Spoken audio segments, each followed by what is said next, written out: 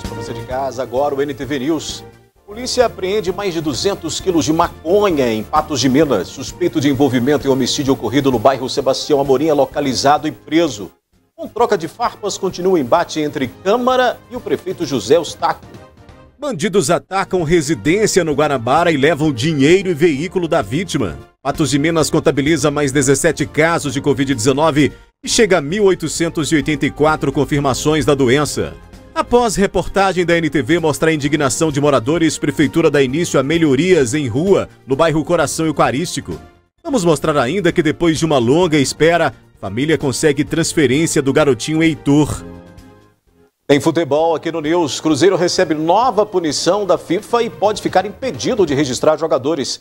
O Atlético, Jair quer superar o São Paulo e voltar ao G4 do Brasileirão e mais. Os apelos de duas moradoras de Patos de Minas à procura de animais desaparecidos. Moradores denunciam descaso da prefeitura com precariedade em rua na parte alta da cidade. Polêmica na Câmara dos Vereadores de Lagamar sobre o não uso de máscaras durante as sessões do Legislativo. Tem ainda a nossa análise de notícias aqui no NTV News, que começa a partir de agora.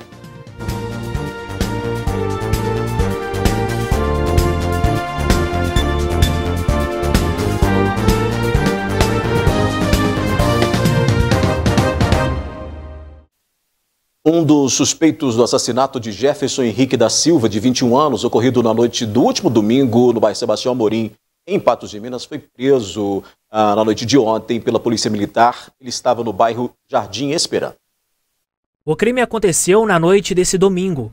A vítima, Jefferson Henrique da Silva, de 21 anos. O jovem estava na rua Alemar Rodrigues da Cunha, esquina com a rua Luciano Gontijo, bairro Sebastião Amorim. Ele estaria conversando com a namorada, quando em uma moto, dois homens passaram e efetuaram disparos contra ele. Chegando ao local, os militares encontraram essa vítima já com sangramento no crânio. O SAMU também compareceu ao local e constatou que ele já havia vindo a óbito. Então as informações que os militares conseguiram no momento é de que essa vítima ela havia acabado de sair de um bar, onde havia comprado uma bebida, e estava em via pública conversando com a sua namorada, com quem ele mantém um relacionamento amoroso, e passaram dois indivíduos na motocicleta e efetuaram os disparos que tiraram a vida dessa vítima. Dois disparos acertaram a cabeça e o tórax de Jefferson. A partir daí, investigações começaram a ser feitas na tentativa de desvendar o crime. Nós já estamos em situação avançada, não podemos revelar a situação da motivação, mas nesses crimes de homicídio a motivação fica mais clara e mais fácil de ser revelada do que em outros delitos. Em continuação dos trabalhos para prender os criminosos, nessa terça-feira, informações apontaram onde estava um dos suspeitos do crime. Foram levantadas informações acerca dos possíveis indivíduos que estavam se relacionando entre eles para o cometimento desse homicídio, e através dessas informações chegou-se nesse suspeito em que havia sim um mandado de prisão já para esse indivíduo. Ele se encontrava em uma residência num bairro em Patos de Minas, foi localizado e foi puxado realmente que ele estava com mandado de prisão em aberto. E foi linkado aí informações junto com outras equipes policiais que esse indivíduo realmente pode ter participação nesse homicídio que ocorreu no último domingo. O suspeito já possui diversas passagens pela polícia. Ele tem passagens policiais, foi relatado tudo isso aí ao delegado de plantão, que é o responsável pelo caso dos homicídios que ocorrem em Patos, e dentro desse critério aí o delegado vai linkar mais informações para tentar levar esse indivíduo realmente à suspeição e todas as questões envolvidas nesse homicídio aí de domingo. Quanto ao segundo homem, que estava na motocicleta e teria participado do crime, ele ainda não foi encontrado. Também está sendo levantado pelas equipes um outro suspeito aí de participação nesse crime. Também foi repassado para o delegado, tanto é que as equipes estão trabalhando em conjunto para a identificação desse outro indivíduo. Mais uma grande apreensão de drogas foi realizada pela Polícia Militar em Patos de Minas. Um veículo foi interceptado na estrada da Serrinha transportando mais de 200 quilos de maconha. A apreensão aconteceu após denúncias anônimas de que haveria movimentação suspeita que poderia indicar o tráfico de drogas na estrada da Serrinha. No local, foi visto um veículo Peugeot em alta velocidade. Militares deram ordem de parada. O condutor desobedeceu, tentou fugir da abordagem, mas após minutos de perseguição, foi interceptado. A Polícia Militar recebeu uma denúncia anônima, através de um transeunte, que visualizou a viatura, a respeito de uma motocicleta com 2 indivíduos suspeitos ali na estrada da Serrinha. A estrada da Serrinha é conhecida aí por uma rota de tráfico de droga, de entrada de armas na cidade, em razão do desvio que se tem ali do posto da Polícia Rodoviária Federal.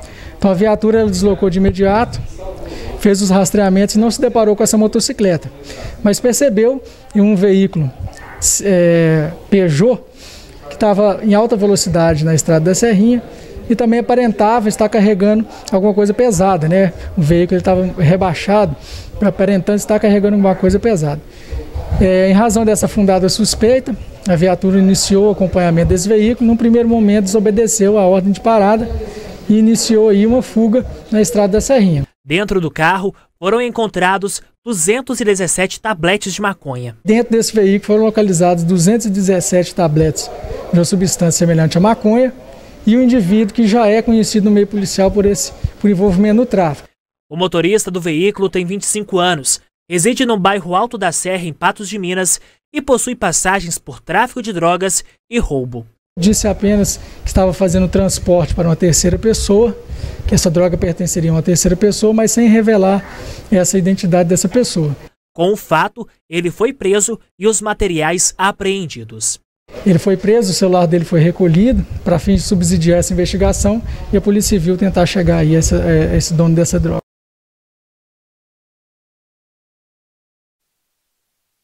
Uma residência no bairro Guanabara, em Patos de Minas, foi alvo da ação de bandidos nesta quarta-feira. Durante o roubo, os criminosos, que continuam sendo procurados pela polícia, conseguiram levar dinheiro e um veículo da vítima. O roubo registrado nesta quarta-feira aconteceu na Avenida Araguaia, no bairro Guanabara. Os suspeitos fugiram levando o carro da vítima e uma quantia em dinheiro.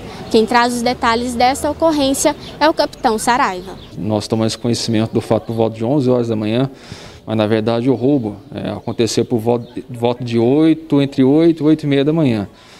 O fato passado para a Polícia Militar foi o seguinte: uma senhora estava na sua casa, no momento que o interfone tocou, com 2 indivíduos alegando que estava fazendo uma entrega naquele local, fazendo inclusive menção ao nome do filho da senhora, né? E como ela entendeu que seria uma encomenda destinada para ele, ela abriu a porta da residência e assim que esses indivíduos chegaram no interior da residência, já anunciaram o roubo. Segundo a vítima, né, 2 indivíduos entraram na residência e o outro ficou do lado de fora. Segundo ela, conseguiu entender da dinâmica, mas só que os 2 que entraram, ambos estavam, segundo ela, portando arma de fogo. Ela não sabe dizer se era um simulacro ou uma arma de verdade. Assim que anunciaram o roubo, já foram falando que conhecia o filho dessa vítima e sabia que naquela residência tinha dinheiro. Então, a todo momento procurando algum valor, né, monetário no local. E para poder concluir essa ação, eles levaram essa senhora, essa vítima, até um banheiro dos fundos e a trancaram no interior desse banheiro, para poder ter tempo suficiente para localizar esses valores e conseguir o êxito na sua ação.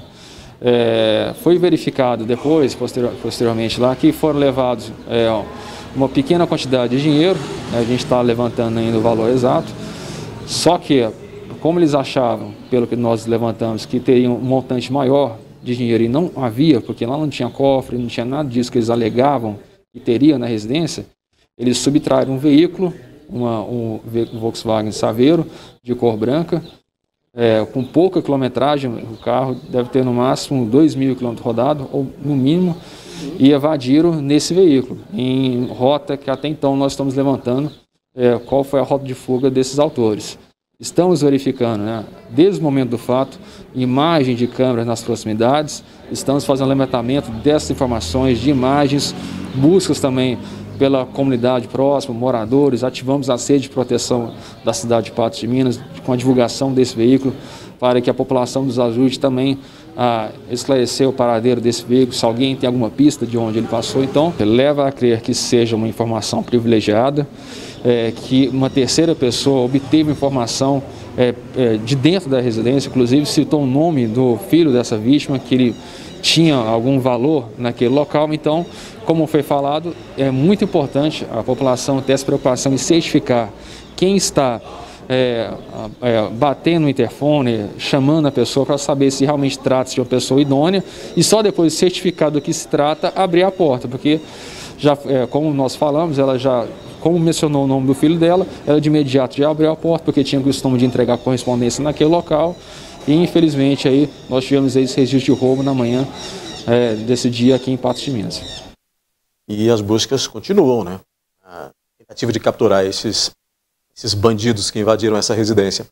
Um suspeito de tráfico foi preso na tarde desta quarta-feira no bairro Lagoa Grande, em Patos de Minas. Na residência dele, os policiais localizaram arma, drogas e outros materiais. A ocorrência foi registrada na tarde desta quarta-feira na rua Vereador João Pacheco, bairro Lagoa Grande, em Patos de Minas. A Polícia Militar recebeu denúncia de que uma residência nessa rua estava sendo usada como ponto para o tráfico de drogas. As guarnições policiais aí, patrulha de operações do Sargento Moreira e patrulha de operações do Sargento Carlos Henrique, vinham recebendo aí diversas denúncias, informações de que estaria ocorrendo tráfico de drogas no local.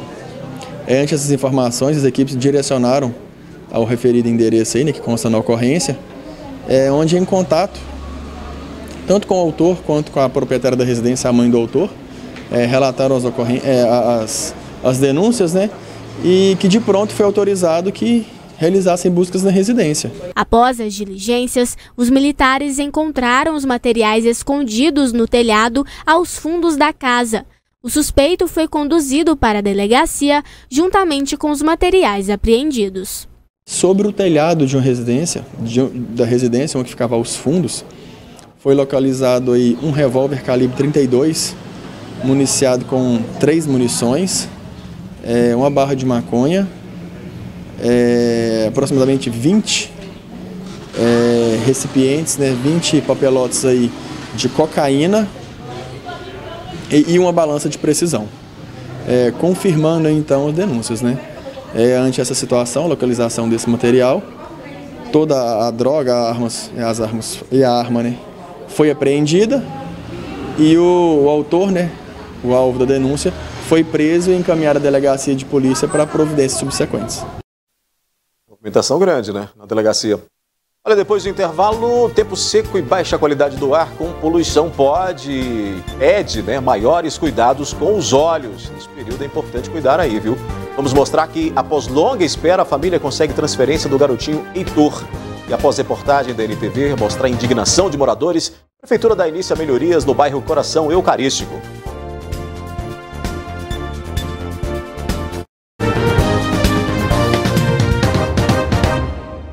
Nós mostramos aqui no NTV News os apelos de moradores da rua Maria Pereira Silva, no bairro Coração Eucarístico, que denunciaram o estado precário da via. Após cobrarem por providências, uma equipe da Prefeitura esteve no local na manhã de hoje. No dia 22 de agosto, moradores da rua Maria Pereira Silva, no bairro Coração Eucarístico, cobraram providências para os problemas da via pública. Com os buracos, quando não era poeira, era lama. Quando é tempo de sol, é a poeira que... Vou te falar, não dá nem andar direito aí, sabe? Eu mesma sou asmática, eu uso medicamento para asma. Isso aqui, na época de calor, você não tem noção da poeira que é aqui. Inúmeros problemas que geraram insatisfação de quem sempre pagou impostos em dia. Então isso está atrapalhando em todos os sentidos. Fácil demais de acontecer um acidente, a saúde da gente já não é boa, ainda pior ainda mais. Após a reportagem da NTV, nesta quarta-feira uma equipe tapa-buracos esteve no local. Nós estamos fazendo o bairro, Então nós priorizamos as ruas que estão em pior situação, então a gente vai dentro das possibilidades atendendo. E os 2 setores que faltam ainda para atender é aqui, no Coração Eucarístico e no Quebec. A expectativa deste morador é que a execução do trabalho resolva muitos problemas na via. Só ver, já arrumaram ali para baixo ali, ó, que aqui é a linha de ônibus, aqui ônibus toda hora passa aqui. Então, pelo remendo ficou bom demais da conta. Mas para que a ação seja 100% satisfatória, ainda falta tapar o buraco na porta da casa do Marcelo. O trabalho foi iniciado, mas faltou massa asfáltica. Primeiro você tem que preparar a pista, né? Para depois você colocar a massa asfáltica. Então nós estamos preparando porque o trabalho aqui é muito grande e a nossa massa acabou. A promessa é que até a próxima quinta-feira o buraco seja tapado e assim o Marcelo possa tirar o carro da garagem com tranquilidade. A ideia é fazer amanhã, mas o Cisível tapa buraco é o seguinte, às vezes falta massa na usina, se faltar massa na usina nós ficamos de pé e mão atados, né? Mas não faltando, amanhã nós estaremos aqui com 3 caminhões e o primeiro serviço a ser feito é esse aqui. Ó, já rebaixaram, vai pôr o asfalto novo aqui, vai levantar mais para ficar mais fácil de eu tirar o carro. O que eles vão fazer aqui tá bom demais, estou muito satisfeito. A gente vai continuar de olho, né? Os problemas, nesses apelos dos moradores em todos os bairros da cidade.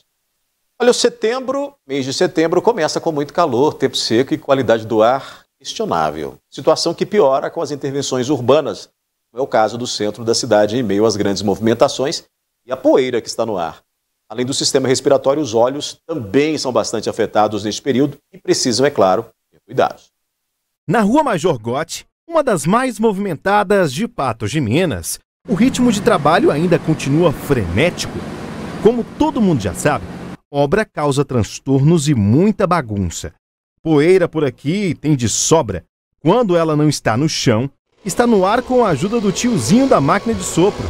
O problema é que a limpeza que é necessária para a colocação de um novo asfalto acaba incomodando, ou melhor, sufocando quem caminha pela calçada. Não deixa de prejudicar, é pouca coisa, mas prejudica. Prejudica muito. Somente para andar aqui na rua, eu mesmo custei atravessar a rua. Além da poeira acumulada na Rua Major Gotti, existe também o fator do tempo. Setembro, por exemplo, é um dos meses mais secos do ano. É onde as temperaturas sobem um pouco e a umidade relativa do ar, que pela Organização Mundial da Saúde, o recomendado é 60%, cai demais. Em alguns dias do mês, a umidade relativa do ar é comparada ao deserto do Saara. Quem sofre com tudo isso é quem caminha pelas ruas ou tem algum problema de visão. Normalmente nessa época do período seco, assim, a gente já fica com o olho um pouco meio irritado, né? Com essa poeira é pior ainda, né?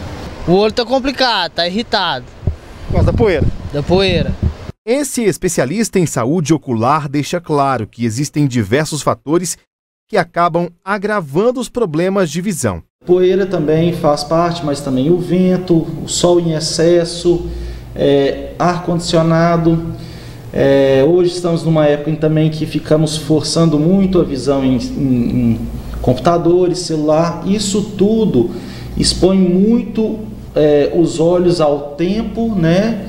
E a diminuição do número de piscadas faz com que a lágrima evapore mais, o conteúdo aquoso da lágrima evapore mais, deixando o olho mais seco, com maior irritabilidade. Sobre a poeira gerada na Rua Major Gotti, o oftalmologista explica através de uma imagem como a visão é danificada pelas partículas de poeira. O filme lacrimal é o primeiro contato da luz com o olho, então ele é muito importante para ter uma visão nítida, né? Em lugares com muita poeira e ar seco, a camada, principalmente a aquosa da lágrima, ela tem sua maior evaporação, então em perda da estabilidade do filme lacrimal, fazendo com que o olho se torne um olho mais seco e irritado, né? Nós precisamos do filme lacrimal tanto para enxergar, quanto também para a gente ter um bom deslizamento da pálpebra, né? E uma boa saúde dos olhos. Enquanto a poeira não abaixar e o tempo não for favorável, a dica é sempre usar lágrimas artificiais e colírios para a hidratação dos olhos. Isso pode evitar diversas irritações e incômodos. Existem alguns colírios que não têm contraindicação, que é o exemplo das lágrimas artificiais. Eles ajudam a hidratar o olho e fazer com que essa camada, com esse filme lacrimal, fique mais estável. Então, pessoas que estão, né, muito expostas ao sol, à poeira, ao ar-condicionado, ou pessoas que forçam muito a visão durante o dia, ficando com o olho muito focado e piscando pouco, pode seguir orientação de usar lágrimas artificiais para diminuir a irritabilidade, a vermelhidão e a coceira, por exemplo, ajuda bastante nesse quadro. Na manhã desta quarta-feira, finalmente, o pequeno Heitor, que está internado há quase 4 meses no Hospital São Lucas, foi transferido para o HNSF para a realização de 3 cirurgias importantes no tratamento da criança. Nós acompanhamos este momento. Nesta quarta-feira, registramos uma transferência muito importante. Há meses, nossa equipe de reportagem vem acompanhando o drama que o pequeno Heitor vive. Logo depois que nasceu, a criança teve uma parada cardiorrespiratória e precisou ser levado para o neonatal. Desde então, Paula, que é mãe da criança, vive dias angustiantes. Em agosto, uma notícia trouxe um pouquinho de esperança à família. Eles conseguiram uma liminar determinando que o Estado de Minas Gerais e o município de Patos de Minas providenciassem a transferência hospitalar da criança para um hospital que possua UTI neonatal com serviço de cirurgia infantil para a realização dos procedimentos cirúrgicos. Eu quero que eles me dêem uma resposta, eu quero que eles corram atrás de conseguir vaga, não onde que for, para poder tratar, porque desse jeito que está aqui, não tem como ele ficar. O médico mesmo me falou assim, olha, não, o tratamento aqui para o seu filho não vai ter. Por quê? Porque nós não temos nem especialistas para poder fazer esse tipo de cirurgia. E hoje, essa transferência finalmente aconteceu.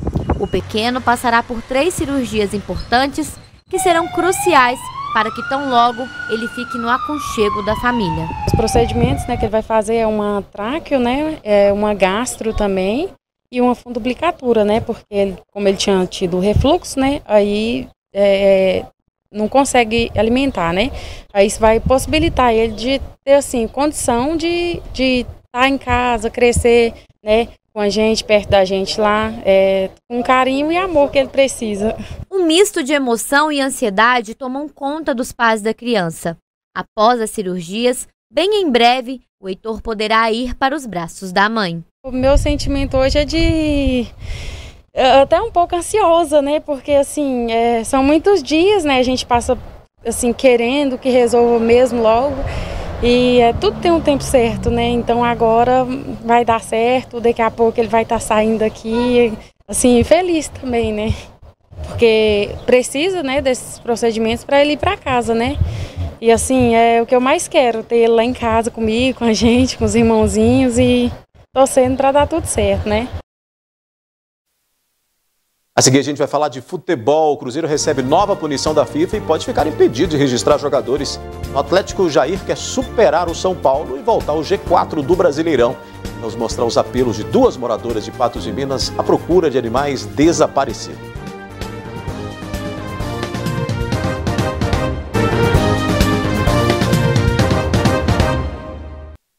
Uma nova punição contra o Cruzeiro trouxe preocupação para o clube e, claro, para os torcedores nesta quarta-feira. O caso envolve punição sofrida pela FIFA por causa da dívida com o Zorya da Ucrânia. Pelo não pagamento, você deve se lembrar aí dessa novela que segue no Cruzeiro, né, nessa crise imensa, aquele não pagamento da contratação do atacante William Bigode em 2013. Com isso, a Raposa fica então impedida de registrar novos atletas. Em nota, a direção do Cruzeiro disse contestou a alegação dos ucranianos e mostrou com documentos que os clubes celebraram acordo de pagamento em canais oficiais da própria FIFA. A diretoria do Clube Celeste enviou à Federação Internacional de Futebol um pedido de reconsideração da punição, apresentando dados e documentos para comprovar que um acordo prévio havia sido garantido entre as partes. E em meio ao imbróglio, o Cabuloso volta a campo nesta quarta-feira. Enquanto a diretoria busca resolver a situação complicada junto à FIFA, o time comandado por Anderson Moreira se prepara para o duelo de logo mais às 21h30, diante do Brasil de Pelotas, pela 7ª rodada da Série B do Brasileiro, precisando voltar a vencer. O adversário da Raposa também passa por um período conturbado, ainda não venceu e está na zona de rebaixamento da competição. A provável escalação do Cruzeiro deve ser com Fábio, Cáceres, Léo, Kaká e Matheus Pereira, Felipe Machado ou Henrique, Jadson, Ayrton, Regis ou Maurício e Arthur Kaique. E na frente, Marcelo Moreno. Depois da conquista do Mineiro no fim de semana, agora o Atlético quer retomar o caminho das vitórias também no Campeonato Brasileiro. O time comandado por Sampaoli perdeu 2 seguidas e deixou o G4 da competição. Nesta quinta-feira, amanhã, o adversário será o vice-líder São Paulo às 20 horas no Mineirão. O volante Jair sabe da responsabilidade para a partida contra o Clube Paulista e tem 4 pontos a mais que o Galo. É um jogo importante, é um adversário que vem de vitórias, né? E a gente, como vem de 2 derrotas, a gente precisa voltar vencendo o Brasileiro. Para Jair, o duelo será também entre os estilos de jogo de Sampaoli e Fernando Diniz. Eu acredito que vai ser um jogo bom, os 2 times buscando o gol.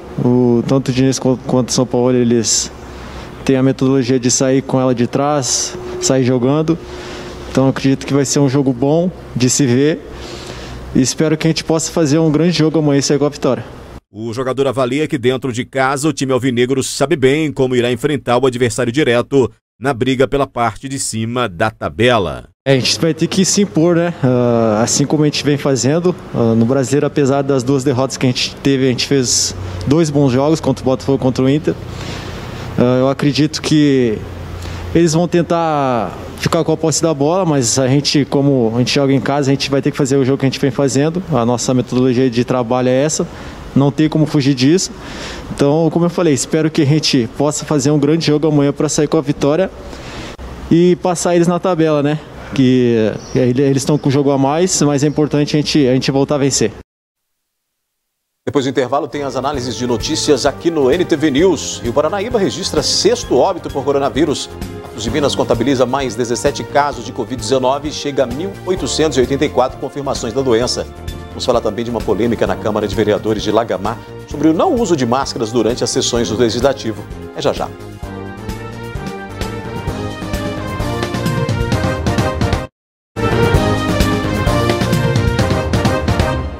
Agora é hora da análise de notícias e eu vou acionar nesse momento Ludmila Bahia, que vem para trazer aí para a gente um olhar diferenciado, para a gente analisar os principais fatos do dia e outros também, não só de Patos de Minas, como da região. Oi, Ludmila, boa noite para você. Boa noite, Odair, boa noite para todos que acompanham agora o NTV News. É aquele momento da gente discutir um pouquinho, dar um novo formato ao NTV News, que tem essa mescla do jornalismo informativo e opinativo. Hora da gente conversar sobre algumas notícias que foram destaque nesta quarta-feira. E aí, seja bem-vindo das suas férias, descansou um pouco? Obrigado, sim, é importante descansar nesse período. Mas eu mantive aquele fique em casa bem à risca, viu? Foi mesmo, coisa boa. Porque nem todos estão seguindo isso, viu, Odair? Infelizmente. Pois é, Ludmila, e por falar em fique em casa, a gente começa esse nosso bate-papo aqui falando justamente de Covid, né? Pois é, né? É claro que muitas pessoas têm que sair de casa, mas que saiam com segurança. Então, claro. Esse ficar em casa com a atividade econômica flexibilizada é um pouco complicado, a gente sabe bem disso, mas se sair de casa, quando sair, tome as medidas adequadas. Se vai a um bar, a um restaurante, há um protocolo a ser seguido e é isso que as autoridades vêm enfatizando. Inclusive, essa semana a gente lembra a fala do João Pinho, que disse, olha, se as pessoas não seguirem esses protocolos, esses esquemas de segurança, pode ser que a gente retroaja, a gente endureça as regras para que elas sejam obedecidas. O que a gente deu é a liberdade para que as pessoas possam circular, porque todo mundo também está cansado de ficar em casa, sim, mas que se circular, circule de maneira ordeira, seguindo o que é determinado, para que não haja maior transmissão da Covid-19. É isso que a gente vai falar agora, né, Odair, dos números da Covid-19 aqui em Patos. Isso, os parâmetros aí, né, que a gente tem do dia de hoje. E aí a gente tem 17 casos a mais, né, Ludmila? Pois é, Odair, mais 17 casos em relação à terça-feira. De segunda para terça foram mais 30, mais 15 notificações em Patos de Minas. Então a gente percebe que tem seguido aí uma constância com relação à quantidade de notificações em Patos de Minas, mas a gente tem outros números favoráveis aí, que é com relação a pessoas internadas. Olha só, se a gente observa, a quantidade de pessoas internadas em leitos de UTI diminuíram. Mas se a gente olha casos internados em leitos clínicos, a gente tem um aumento aí, um aumento discreto, mas temos, né, mais 2 pessoas internadas em leitos clínicos. E com relação a casos tratados, mais 24 pessoas curadas, menos 9 pessoas se recuperando em casa, mas são números que não são ainda confortáveis, Odair, e de longe querem dizer que as pessoas não devam manter as medidas de segurança. Porque esse percentual de cura aí, de mais de 87%, ele é um percentual que a gente considera ele alto, mas é um percentual que não dá para ser, como você disse, confortável em meio a uma pandemia como essa. Nós temos aí um percentual de cura, graças a Deus, em toda doença, em qualquer tipo de doença, o número de curados é sempre maior, graças a Deus, não seria diferente agora. Mas o cuidado, ele é imprescindível, até porque nós temos aí mais de 40 óbitos já registrados, né? Pois é, são 43 óbitos confirmados, fora que em cada pessoa, em cada sujeito, essa doença se comporta de uma maneira diferente, isso que é preocupante. Agora, falando até com relação à taxa de ocupação hospitalar, Odair, com a instalação de mais 9 leitos de UTI no Hospital de Campanha, em Patos de Minas, a gente vê nessa nossa próxima tela, que nós temos uma diminuição no percentual de pessoas internadas na cidade. Se a gente observa os números de pessoas internadas em leitos clínicos, por exemplo, públicos e privados, com relação a ontem a gente tem um percentual maior de leitos clínicos, porque a gente viu até na tela anterior que houve um aumento de leitos clínicos, lógico que esse percentual vai subir, mas a gente tem uma diminuição, são menos pessoas internadas em leitos públicos e privados, a gente teve uma diminuição discreta, menos 2 pessoas, mas é um número considerável quando a gente tem uma limitação de leitos, mas como a gente tem mais leitos no Hospital de Campanha, o sistema público respira ao todo, então são 19 vagas de UTI em Patos de Minas para tratar doentes de Covid-19 em UTI, 10 no HRAD, 9 no Hospital de Campanha, e aí a gente tem o mesmo percentual de ontem com relação a leitos de UTI, viu, Odair? Segundo o informe da Prefeitura. E a gente tem que ficar muito de olho nessa ocupação de leitos aí, nessa taxa, né, Ludmila? Porque é o que baliza justamente o avanço dessa doença no sentido dos casos mais graves e que, claro, né, vai nos deixando mais confiantes numa melhora, porque é o setor público, é a saúde pública que preocupa demais da conta, porque, afinal de contas, nós chegamos aí a ter 100% de ocupação aqui em Patos de Minas, o que deixou, na época, todos muito preocupados, o que não quer dizer que essa preocupação não continue, mas, diante dessa taxa que a gente observa hoje, a gente já tem uma outra visão sobre isso.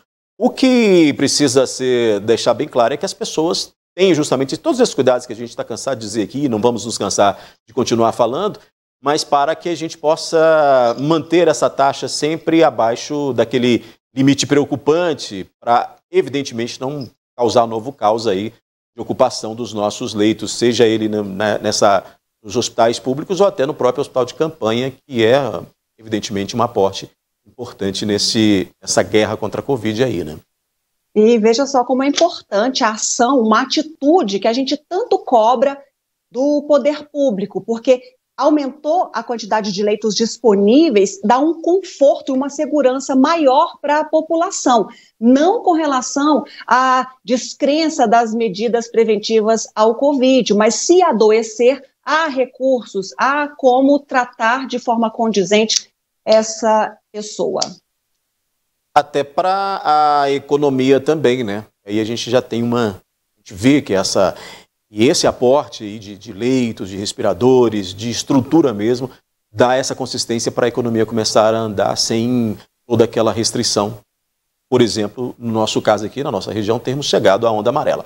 Ludmila, agora a gente continua porque, ainda com Covid, uma coisa que tem preocupado as autoridades em saúde, e evidentemente a população do interior, é o avanço, né, dos casos de Covid no interior, que aí saiu dos grandes centros, a gente já falou disso aqui, mas continua com uma incidência muito grande no interior. Inclusive, com o registro de mais uma morte, a 6ª morte, né? 6º óbito, por exemplo, na pequena cidade ali de Rio Paranaíba, né? Inclusive, a gente tem até um documento oficial aí que está na tela, né, Ludmila? Esclarecendo aí que esse paciente que faleceu, inclusive, estava fora do estado, não é isso? Isso aí, essa foi a nota que a Secretaria de Saúde de Rio Paranaíba emitiu, dizendo que o município notificou, então, o 6º caso de morte de Covid-19, mas é de um morador que estava fora do estado de Minas Gerais e que essa morte ocorreu no mês de maio. Mas a gente sabe que a morte ou a infecção do sujeito é imputada ao município a que ela pertence.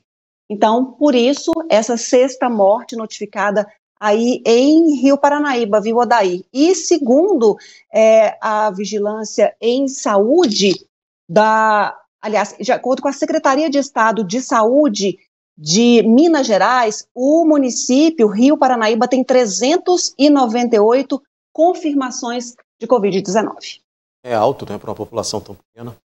Agora, Ludmila, a gente ainda nesse nosso assunto do Covid, mas aí voltando para a questão da macro e das micro-regiões, nós temos aí informação também sobre isso, inclusive com relação às ondas vermelhas e amarelas aí no estado, né?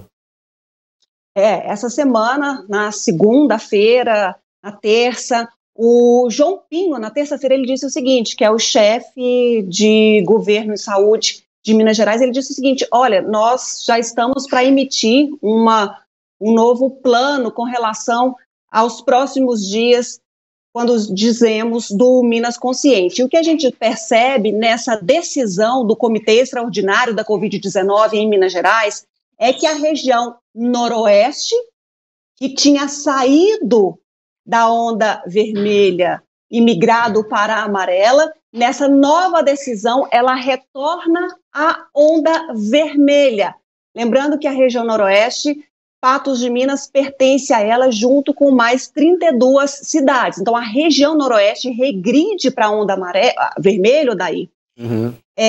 Mas Patos de Minas, a micro-região de Patos de Minas, quando os municípios aderem ao Minas Consciente, eles podem seguir tanto o indicativo da macro, que é a onda vermelha, quanto também observar a micro-região. E a micro-região Patos de Minas continua na onda amarela, segundo o Comitê Extraordinário da Covid-19 do governo de Minas Gerais.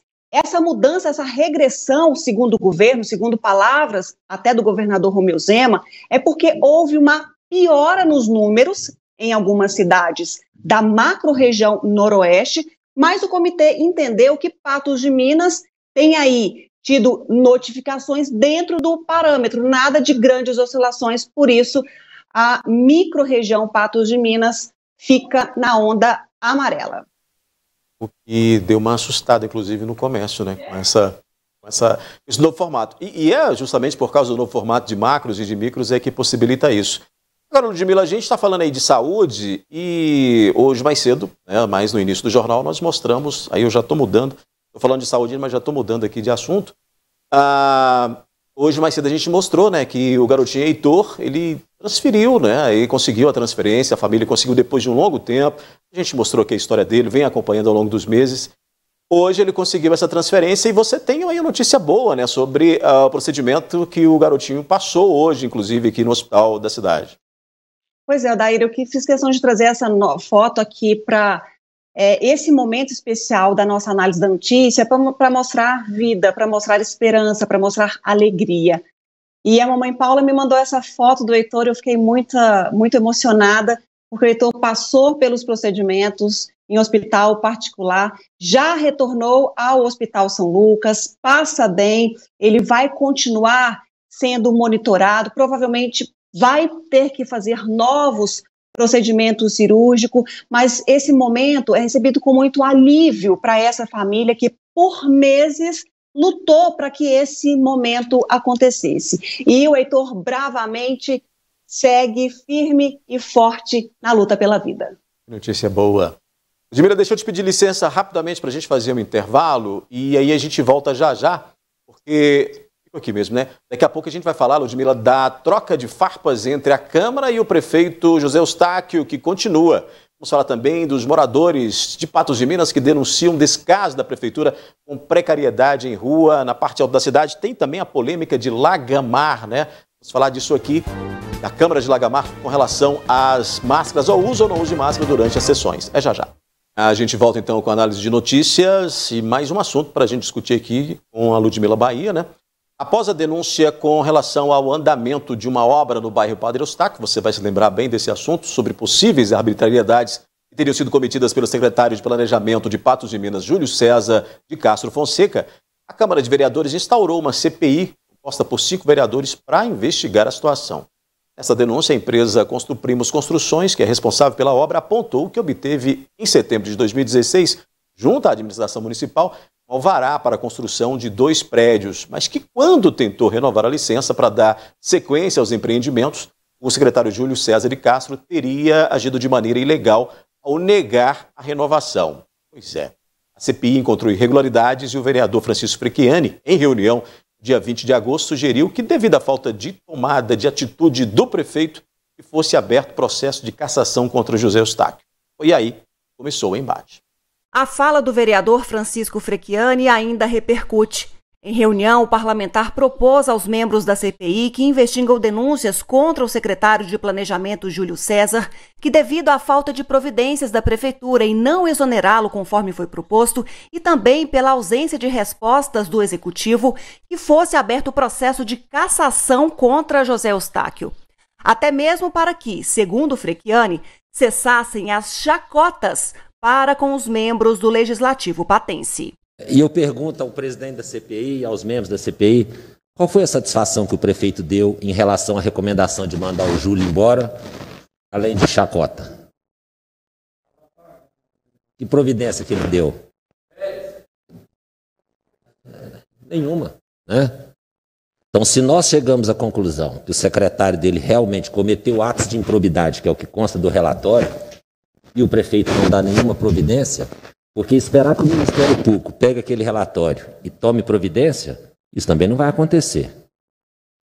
Vai encerrar o ano, nós vamos sair e isso vai ficar no canto. Nós não podemos fazer nada com o secretário, só com o prefeito. E volto a dizer, virou chacota. Para ele aquilo, uma brincadeira, a Câmara perdeu tempo, gastou dinheiro. Então, eu acho que agora o que tinha que fazer a comissão, já que ele não acatou a recomendação da Câmara, e já que tem improbidade e ele sabe não toma providência, ele também está descumprindo os princípios da administração, que está lá no 8429. É juntar os 5 membros da comissão, e mais eu, e nós entrarmos com um pedido de cassação do prefeito, abertura de um processo de cassação por crime de responsabilidade. E se a comissão tiver disposta a isso, pode fazer o requerimento e colocar meu nome lá em primeiro lugar. Frecchiani ainda diz que o prefeito não teria coragem de demitir o secretário Júlio César por conta de apadrinhamento político. Porque o que ele devia ter feito quando começou era exonerar o secretário. Mas as mesmas pessoas que colocaram o membro da CPI também colocaram aquele secretário lá. E aí quando ele fica nervoso, ele bate na mesa e fala, o que eu vou fazer? O que eu vou falar com o Arlindo? É o medo dele. Em resposta às colocações de Frecchiani, o prefeito rebateu as críticas em ofício endereçado à Câmara. Na nota, afirma ser infundada a fala do vereador. Diz ainda que o resultado da CPI deve ser apreciado e aprovado em plenário. José Eustáquio critica ainda sobre quem enviou o ofício à Prefeitura em 18 de agosto, que deveria ter sido o presidente da CPI, David Bala, e não o presidente da Câmara, Vicente de Paula. Também fala que, pela lei, tem 30 dias para dar uma resposta a partir do encaminhamento do relatório da CPI à Câmara. José Eustáquio afirma que essa análise, inclusive, já está passando por avaliações jurídicas e que vai se posicionar em momento oportuno, até porque o secretário Júlio César está de férias. A nota assinada pelo presidente da Câmara nesta terça-feira rebate o prefeito José Eustáquio. Mas Vicente de Paula diz que a fala do vereador, realizada individualmente, não pode ser tomada como de toda a Câmara, composta por um presidente e 16 parlamentares. mas que Frechiane tem assegurado, até pela própria Constituição Federal, a liberdade de opinião, palavras e que isso pode não expressar o pensamento da maioria. Reforça que ainda não há nenhum pedido de cassação contra José Eustáquio. Entretanto, critica a postura do prefeito e afirma: se o processo de investigação da CPI constatou ilegalidades por um subordinado do prefeito, ele toma conhecimento e nada faz, abre-se a possibilidade de abertura de processo de cassação por qualquer cidadão ou vereador. No caso de improbidade administrativa, não seria prudente aguardar o transcurso do prazo de 30 dias para exonerar um servidor com cargo comissionado. Ainda derruba outro argumento de José Eustáquio, ao afirmar que as instalações de CPIs e suas conclusões não dependem de autorização e nem da aprovação do plenário da Câmara Municipal. Segundo já foi até decidido pelo STF. Tanto é que o relatório foi encaminhado ao Ministério Público, que o recebeu como prova válida, além de ser utilizado pela Justiça de Primeira Instância de Patos de Minas para a concessão de uma medida liminar. Pois é, Ludmila, e a gente continua aqui com a nossa análise de notícias, e aí eu queria saber de você, a sua opinião, porque nós estamos aí há 3 meses, né, da eleição, menos de 3 meses, né, praticamente, setembro, outubro, novembro, e aí isso ocorre, esse embate entre legislativo e executivo ocorre justamente num período em que começam os desdobramentos para a gente, então, entrar naquele afunilamento para saber quem serão os candidatos de cada partido aí, né, de cada segmento aí, em Patos de Minas. Isso pode ser aí um reflexo já dessas eleições que estão chegando? Olha, Daí, pois é, sentimos cheiros de 2 coisas aí, de ações eleitoreiras, é um ano eleitoral de embate, hora de colocar as caras, e também de busca de ações efetivas, também em ano eleitoral, para que o eleitor tome ciência, até mesmo da postura e do trabalho do vereador diante a um assunto tão sério. Então, a gente tem 2 caminhos aí, bem visíveis, que são traçados diante a todo esse imbróglio. Mas a gente quer saber qual será o resultado disso tudo. Serão apenas trocas de farpas, trocas de ofícios, ou teremos ações efetivas? Porque é isso que, com certeza, o eleitor quer saber. Ô, Ludmila, por falar em política, nós temos uma polêmica que vem de uma vizinha cidade, que é justamente Lagamar, e que hoje deu uma movimentada, inclusive nas redes sociais lá dos vereadores lá da Câmara, nessa quarta-feira, com relação a máscaras, né? O uso de máscaras durante as sessões do Legislativo, né? Pois é, daí que a gente vai ver agora. Na reunião de ontem dos vereadores em Lagamar, o vereador reconduzido ao cargo, Lázaro Rômulo, a gente acompanhou, inclusive, todo esse trâmite do Rômulo, ele que foi cassado pelos seus pares, mas foi reconduzido depois de ingressar na Justiça e a Justiça entender fragilidade nas provas, nos questionamentos apresentados pelos seus pares. Então, ele foi reconduzido ao cargo e ontem aconteceu a primeira reunião depois que o vereador Lázaro Rômulo foi reconduzido ao cargo em Lagamar. E aí, quando ele chegou em plenário e na primeira fala dele, ele percebeu que o presidente da Câmara estava sem máscaras. Logo, ele pediu que ele providenciasse o uso de uma. E olha o que aconteceu. Talvez até por descuido do nosso presidente, ele está sem máscara. As meninas da secretaria, a assessora parlamentar, poderiam providenciar uma máscara para o nosso presidente. Falo isso porque todas as outras pessoas estão de máscara. A gente está aí nesse momento de pandemia. E o senhor presidente não está de máscara? Isso não ficou assim, né, Ludmila? Não ficou só nisso. Não ficou só nisso. E, inclusive, na sequência desse posicionamento, o presidente da Câmara, o Antônio, ele já se exaltou com relação a esse pedido do Lázaro Rômulo. Ele disse que, como presidente da Câmara, ele quem decidia se iria ou não usar máscaras. E ao final dessa reunião, ontem, lá em Lagamar, Daí, ele deu uma explicação porque ele não vai usar máscaras de jeito nenhum. Eu não uso a máscara, ela não adianta nada. O gás acabou, você está puxando ele para dentro, a hora que você solta, ele para na máscara, você respira para fora de novo, e se puxa para dentro de novo, o médico falou para mim isso vai ter muito mais morte no futuro quem usa máscara. O médico me falou, vai ter mais morte essas crianças que estão usando, que estão voltando o gás carbônico, que ela solta para fora dos pulmões, volta ele lá para dentro de novo. Então, eu estou falando isso, eu falei, não vou usar, e assim, os nossos nobres vereadores, que se a lei quiser me tirar dessa casa, estão à disposição de sair, eu não vou usar máscara.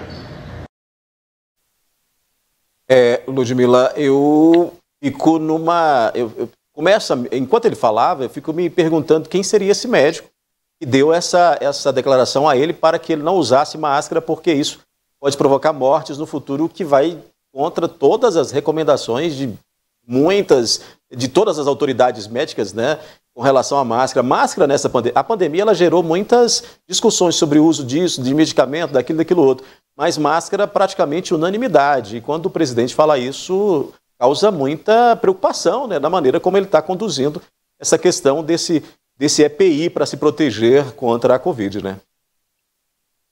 Eu fiquei extremamente assustada com essa postura, ainda mais de um presidente de legislativo de Lagamar. Fiquei assustada com essa postura e com o indicativo porquê da justificativa do não uso de máscara.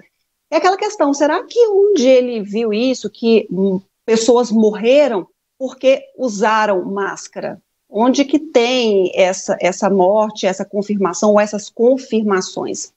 Eu liguei para o vereador Antônio, liguei também para o vereador Lázaro Rômulo para que pudessem usar desse espaço no NTV News para ratificarem ou retificarem essas falas. O vereador Lázaro apenas me disse que, olha, é aquilo que eu disse, a gente estava em um espaço, em uma reunião em que era acompanhada por mais pessoas e, logicamente, pela minha segurança e das pessoas que estavam ali, eu apenas pedi que ele usasse, até por esquecimento, pedi que ele fosse auxiliado pela sua assessoria. Somente isso, esse é o ponto colocado, até mesmo porque o Minas Consciente, do qual Lagamar segue, fala do uso da máscara em espaços públicos e espaços privados. O uso da máscara é uma recomendação do governo de Minas Gerais, da qual a cidade em que o vereador Antônio pertence faz parte e deve, então, portanto, seguir as recomendações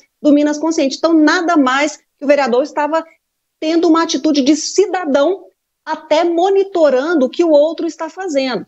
E aí ele, como um titular de exemplo, já que ocupa um cargo público eleito pelo povo lagamarense, vem com uma resposta que a mim não convenceu nem um pouco. Falando com ele ao telefone, ele ficou muito bravo, muito irritado, proferiu algumas palavras de baixo calão, dizendo o seguinte, e traduzindo um pouco a fala dele, me disse ao telefone, que é muita hipocrisia de vereadores pedirem o uso da máscara naquela casa, já que pouco tempo depois eles saem dali para tomar um café, para fazer um lanche e não estão usando mais o acessório de segurança. Então é muita hipocrisia pedir que ele, durante o seu trabalho no Legislativo, faça o uso como os outros pares o fizeram. Então essa resposta que o vereador deu, de longe, é uma resposta respaldada cientificamente e, com certeza, ele tendo essa atitude,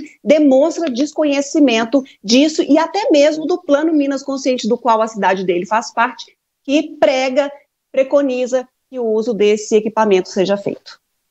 Custa acreditar que um médico tenha dado essa recomendação a ele. Mas é isso, Ludmila. Você não falou o nome, a gente nem sabe qual é, né, Odair? Então sabe-se lá de onde essa vem informação né? É tirada, que ninguém tire isso ou tome isso como exemplo. Por favor, né? Ludmila, obrigado então por mais um momento da gente fazer esse debate aqui, trazer aí informações, trazer aí esse debate sobre as notícias que estão circulando em Patos e na região. E amanhã a gente volta, né? Com certeza. Amanhã a gente volta com mais análise, se Deus quiser. Beijo para todo mundo. Fiquem com Deus. Tchau, tchau. Outras notícias, você acessa o portal patujá.com.br.